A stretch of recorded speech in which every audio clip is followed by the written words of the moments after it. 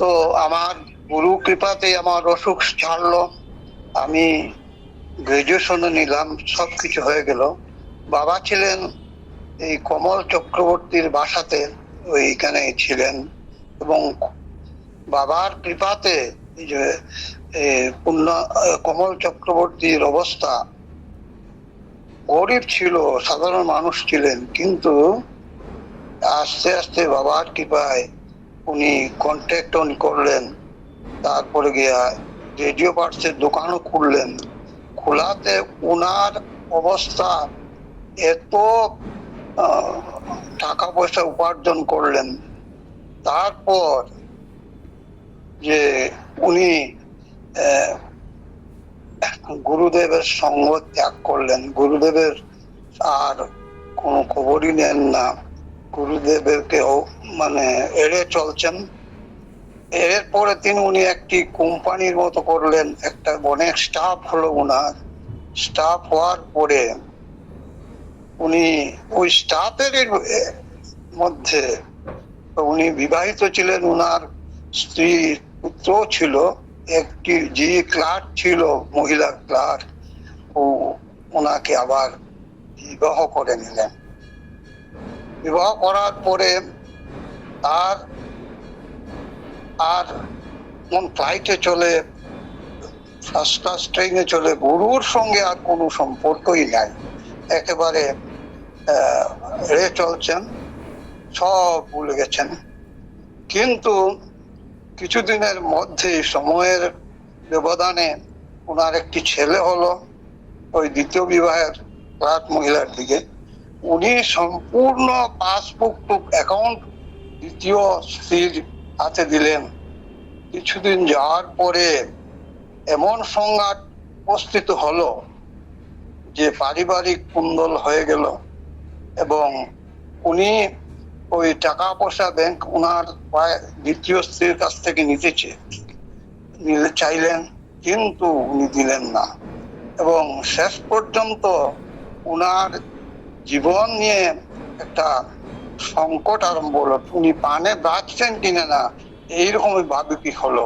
কারণ দুই বিবাহ তো, আগের ছেলেও মেয়ে আছে, আর এই স্ত্রী সম্পূর্ণ কবজা করে নিলেন। তারপরে সেই কমল চক্রবর্তী এমনই অবস্থা হলো, বাধ্য হয়ে উপায় না পাইয়ে আশ্রয় নিলেন গৌড়ীয় মঠে, এবং দীক্ষা এখানে থেকে বৈষ্ণব হলেন। গৌড়ীয় মঠে দীক্ষা নেওয়ার পরে তারপরে গিয়ে উনি আমাদের সঙ্গে দেখা করলেন।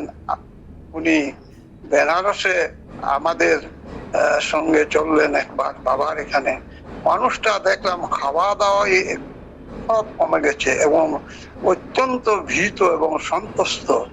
তাই এই যে বেনারসে গেলেন, বাবার সঙ্গে দেখা হলো, কিন্তু যে অবহেলা করলেন, যে গুরুকে অবহেলা করলে যে কি পরিণতি হয়, তা একটা জ্বলন্ত দৃষ্টান্ত কমল চক্রবর্তী। তারপরেই ওনার কে আমরা গৌরী মঠে দেখি মাঝে মাঝে, কিন্তু আর তো আর দেখতে পেলাম না আমি। এইভাবে গুরুকে যে বাবা শিবানন্দকে অবহেলা করলে যে কি পরিণতি হয়, তার করুণ দৃশ্যটি আমার নিজের চোখে আমি অবলোকন করলাম। তারপর এইভাবে আরেকটি কথা বলছি বাবা সম্বন্ধে। বাবা তো গুয়াহাটিতে আছেন, এখানে অনেক ভক্তবৃন্দ অসমী আছেন, কবির বড়ুয়া আছেন, আর পি কাকুতি আছেন, নিমাই দাস দিসপুরে আছেন, ইন্ডিয়া টি হাউস আছেন। সব জায়গাতে আমরা উৎসবে আমি যাই। তো একবার পি এন গাঙ্গুলির বাসাতে আমি গেলাম গুরুদেবের নির্দেশ ক্রমে, এবং যাওয়ার পরে দেখলাম সেখানে একেবারে লাইন ধরা রিপ্রেজেন্টেটিভ, মেডিকেল রিপ্রেজেন্টেটিভ অর্থী, এরা লাইন ধরে বসে আছে, বাবার কাছে যাবে এবং বাবার সঙ্গে সাক্ষাৎ করবে।